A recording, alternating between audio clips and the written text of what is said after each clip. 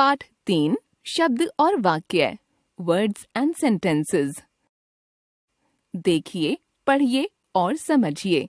शब्द स जमा उ जमा र जमा अ जमा ज जमा अ सूरज।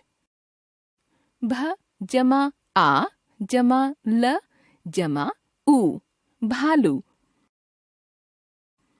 प जमा अ जमा त जमा अंग जमा ग जमा अ पतंग। आ जमा द जमा अ जमा म जमा ई आदमी।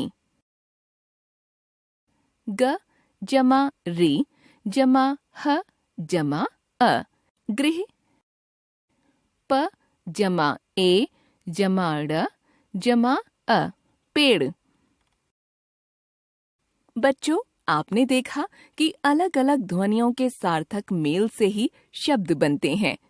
यदि ध्वनियों का मेल सार्थक नहीं है तो शब्द नहीं बनता।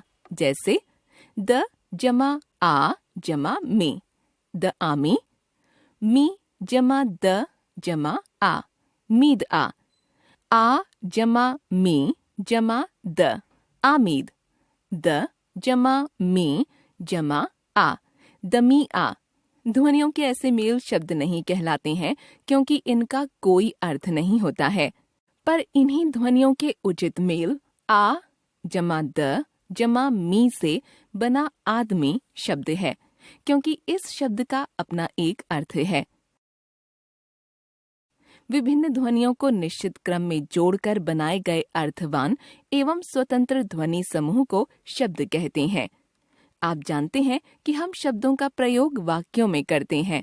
शब्द जब वाक्य में प्रयुक्त होते हैं तब उन पर वाक्य के नियम लागू हो जाते हैं। वाक्य से बाहर होने के कारण शब्द स्वतंत्र होता है। वाक्य में प्रयुक्त होने के बाद शब्द की स्वतंत्रता समाप्त हो जाती है। इस तरह शब्द की 3 प्रमुख विशेषताएं होती हैं। शब्द विभिन्न ध्वनियों के मेल से बनता है। शब्द का कोई न कोई अर्थ अवश्य होता है। शब्द स्वतंत्र होता है।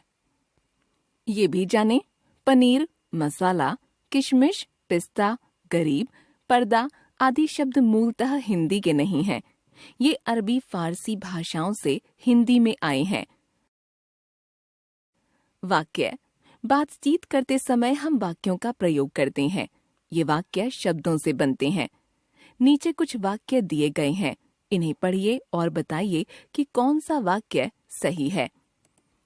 तालाब कमल में खिला, खिला में है तालाब कमल, तालाब में कमल खिला है। ऊपर क और ख की रचनाओं को हम वाक्य नहीं कह सकते, क्योंकि इनमें न तो शब्दों का प्रयोग हिंदी भाषा के नियमों के अनुसार हुआ है और न ही इनका कोई अर्थ निकल रहा है। जहाँ तक ग का प्रश्न है, इसमें शब्दों का प्रयोग हिंदी भाषा के नियमों के अनुसार हुआ है।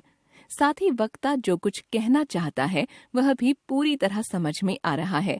इसे हम वाक्य कह सकते हैं। अतः हम कह सकते हैं, शब्दों को निश्चित क्रम में जोड़कर बनी ऐसी रचना जो वक्ता के कथन को पूरी तरह से व्यक्त करती है, वाक्य कहलाती है। इस तरह वाक्य की 3 प्रमुख विशेषताएं होती हैं। वाक्य विभिन्न शब्दों के मेल से बनता है। वाक्य में आने वाले शब्दों का क्रम भाषा विशेष के नियमों के आधार पर तय होता है। वक्ता जो कुछ कहना चाहता है उसे वाक्य पूरी तरह से व्यक्त करता है। हमने जान लिया, ध्वनियों को सही क्रम में जोड़कर बना स्वतंत्र एवं अर्थवान समूह शब्द है। वाक्य से बाहर होने के कारण शब्द स्वतंत्र होते हैं। भाषा के नियमों के आधार पर शब्दों के निश्चित क्रम में बनी वह रचना जो वक्ता के कथन को पूरी तरह से व्यक्त करती है, वाक्य कहलाती है।